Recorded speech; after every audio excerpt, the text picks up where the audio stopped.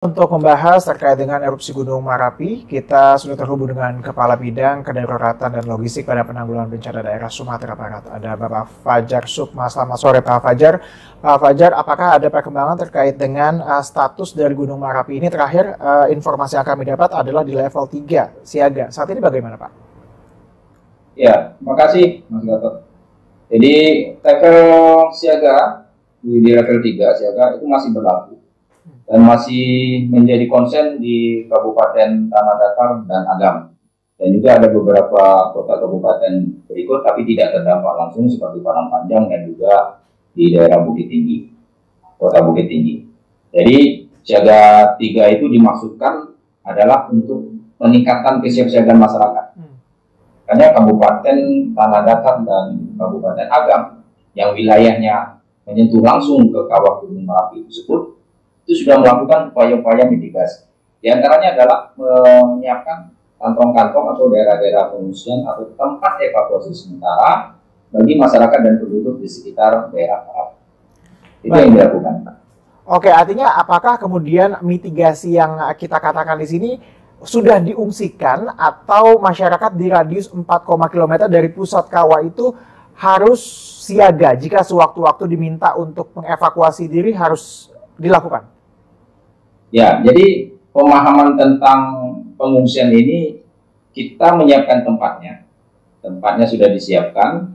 Ada kurang lebih ada 10 tempat pengungsian di Bukit Tinggi, di Agam, dan juga ada di 9 kecamatan di daerah Tanah Datar.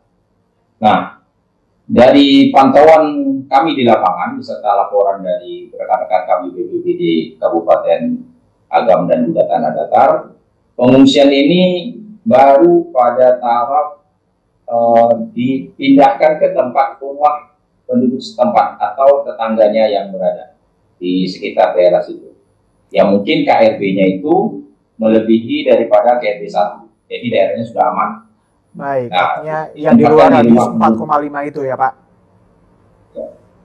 Oke, Pak, kita melihat di visual tadi itu kan terlihat banyak abu begitu. Apakah guguran itu juga masih ada Pak hingga saat ini? Ya, itu di KRB 3 dan di KRB 2. Benar ada, dan itu menimpa dedaunan-dedaunan yang ada di perkebunan dan peladangan masyarakat. Kita lihat itu ada warna abu-abu. Itu sudah di KRB 2 dan di KRB 3. Sementara KRB 1, tembusan daripada abu itu sudah sampai ke masyarakat, tapi tidak begitu tebal seperti yang kita lihat sekarang. Ini daerah KRB 2, 4,5 km sampai kurang lebih 7 km dari pusat kawah Gunung Merapi. Oke, wilayah dari warga yang sudah dipindahkan itu yang paling terluarnya di jarak berapa Pak? 4,5 itu. Kalau misalnya 7 saja masih sangat abu-abu tadi kita lihat. Itu 7 itu bukan abu-abu yang seperti itu, 4,5 itu. 4,5. Kalau yang 7-nya itu tidak seperti itu. 7-nya itu misalnya kita harus menggunakan masker untuk beraktivitas. Nah, itu yang kita lakukan penyuluhan sosialisasi kepada masyarakat. Apakah masyarakat sudah aware terkait dengan hal ini? Karena sudah beberapa kali kita tahu bersama bahwa Gunung Merapi ini kerap kali erupsi ya Pak ya. Jalur mitigasinya, jalur kemudian evakuasinya sudah siapkah Pak?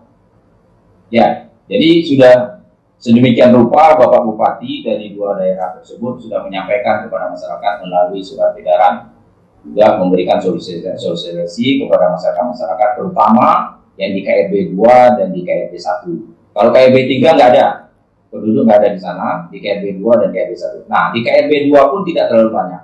Lebih kurang ada 200 sampai 300 jiwa, dan itu sudah diberikan pemahaman. Kebanyakan mereka berladang di atas itu. Nah, untuk pengungsian sebenarnya tidak ada pengungsian itu sampai berhari-hari. Dalam artian kata, ketika terjadi getaran pada hari Minggu kemarin itu mereka takut. Jadi ketika mereka turun, nah ketika mereka turun tertampunglah di daerah pengungsian, yaitu di daerah Musala. Ada Musala 1 di daerah Tanah Datar tersebut. Kurang lebih ada 112